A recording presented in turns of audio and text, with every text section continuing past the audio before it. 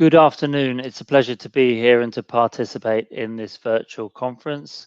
My name is Benjamin Jones, and I'm a senior manager at CRU Group within its consulting division. It's my pleasure this afternoon to talk to you on the topic of COVID-19 and its implications for the mine commodity markets. I'll be talking about the impacts to date and also the potential implications for the future. And I will be encouraging us all to think about the potential for serious structural change in the market as a result of the COVID cycle, and generally discourage thinking around reversion to historical norms, which is enshrined in a lot of the debates around UV, W-shaped recoveries and the like. Okay, so turning to demand, CRU's projections are for a demand collapse of between 5 and 10% across most metals markets, centered on consumer durables, transport, automotives, and other investment-related goods. But I think an important facet here is that it's not all about demand. This isn't just a macro shock. This is a massive health pandemic, and it's also impacted the supply chain. So mining supply chains are long and complex, as many of you very well know. And as a result, many of the downstream segments in particular have been quite heavily impacted. So if we're thinking about steel, for example, our analysis suggests that around a quarter of hot metal capacity has been disrupted due to the COVID-19 outbreak, and there's been idling in the CIS region. NLMK, Severstal, and others have idled or reduced their operating rates. But in particular, it's Europe that's had the most significant impacts. And for exporters in the region targeting Europe, this is obviously a really important issue. Turning to copper, for example, while there have been outages at Kasmin's ISC operation, we also see most of the impacts on the upstream copper market in Peru in particular, as a result of these rolling lockdowns from the government, which have been instituted since March. In the smelting sector, the impacts have mostly been in China.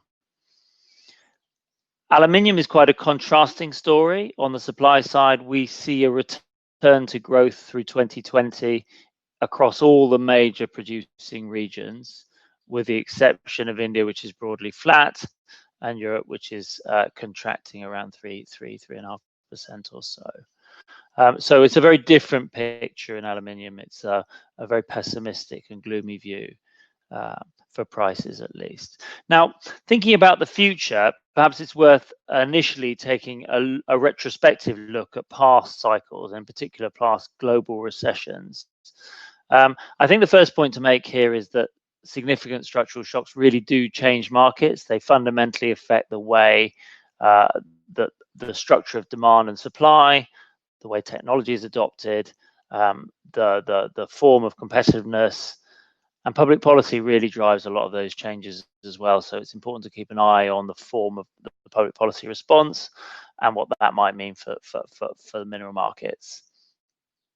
Now, a second message is really that these shocks are quite idiosyncratic in their impacts on the market, and that's indicated by the panel on the left, which looks at the structure of demand, supply, and intensity of use, for example, across a series of shocks pertaining to copper, aluminium, and iron ore. So there's a lot of information there, which I won't go through now, but if you look at the 2008 cycle, for example, you just see that the intensity of use really ramped up after the cycle, and that's as a function of the scale, but also the mineral intensity of some of the fiscal expansion, some of the fiscal spending, in particular in China.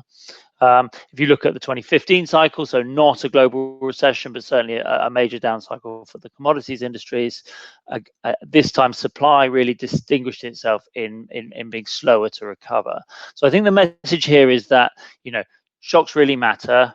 They really have the potential to restructure markets, but they're idiosyncratic in their nature. And that means that really the only way forward in thinking about what the future might hold is to take a scenario-based approach and to risk your business against that. So this is an example of some scenario analysis that we've done in CRU Consulting in recent months on behalf of a number of clients. Here we're trying to think about the way the future might evolve as a function of broadly speaking, two major variables. One is the persistence and seriousness of the underlying epidemiology, whether it's a short-term or a very extended set of health issues. And the second is really in terms of the effectiveness of the government response and the industrial supply chains in adapting to evolving health risks. So the scenarios here are termed bump in the road, managed adjustment, and disorderly transition. So bump in the road, as you might guess, is one in which the health risks are short-term and public policy and industrial supply chains adapt quite effectively, in which case it's close to a V-shaped recovery in that kind of that lettering of cycles. Managed adjustment and disorderly transition are much more serious and persistent health risks. But they distinguish between one another in terms of the effectiveness of the response. So in disorderly transition, which is, I think, my hunch where we're headed to, is one in which the response is less effective in some countries, in particular because they struggle to afford the cost of the lockdowns and the social safety nets that are provided, or they're unable to implement some of the technological solutions that are required to maintain our economic activities in a more efficient way. So one of the things we do for clients is to think through some of the strategic implications of some of these scenarios. That's really the business of trying to adapt and look through the noise and try and anticipate some of these structural changes, which is important for achieving commercial success in these kind of times of real uncertainty. So it's a very wordy slide. I don't expect anyone to read it now. I guess these slides will be circulated after the conference, I'm sure. I guess the two messages here are, one is the right strategy depends on the scenario and the world we're evolving into. So it's really, really important to think through what are the key leading indicators around these sscenarios, so that you can start to anticipate and position yourself for the right world, if you like. I guess the second point really is that across both managed adaptation and disorderly transition, disorderly adjustment, we find the real potential for shifting patterns of competitive advantage, right? New technologies, new policies, new behavioral responses that result in shifting markets. Now, we've been doing a lot of work around this. So this next slide is just a simple example of that.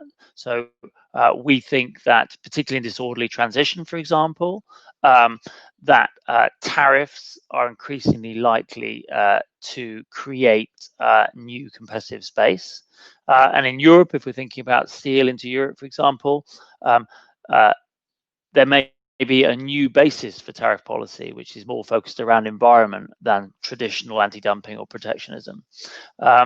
So we've been doing a lot of work thinking about carbon border tariffs, which is a potential way that's being worked on by the Commission right now to protect the industry while it begins to prepare to invest out of its very carbon intensive production routes that it's currently engaged with. Now, our analysis finds that this could have very, very material impacts, not just for prices and margins, both within and without the European Union, but also for the volumes as well.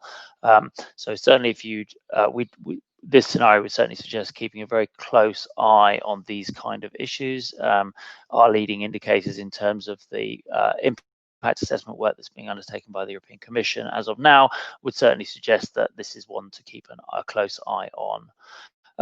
So just, I guess, wrapping up, more than happy to take questions around any number of these issues. I guess summary messages are the following. COVID-19 has had a really big impact on the market. It's not just a demand story here. While we've seen demand destruction on the order of 5 or 10%, it's also on the supply side. Markets like steel in particular are really heavily impacted on the supply side, either through the physical risks or through the strategic responses to the down cycle in prices. Looking ahead, we personally see a lot of opportunities for fundamental structural changes. Those kind of risks are not reflected in the sort of mainstream discussion around, V, L, W-shaped recoveries and the like. They ignore the potential for fundamental changes. Those fundamental changes have been observed in past structural shocks of this nature, and really we would encourage you to think very, very carefully about the potential worlds that you could be evolving into as a basis for risking your business and seeking commercial advantage. Thank you.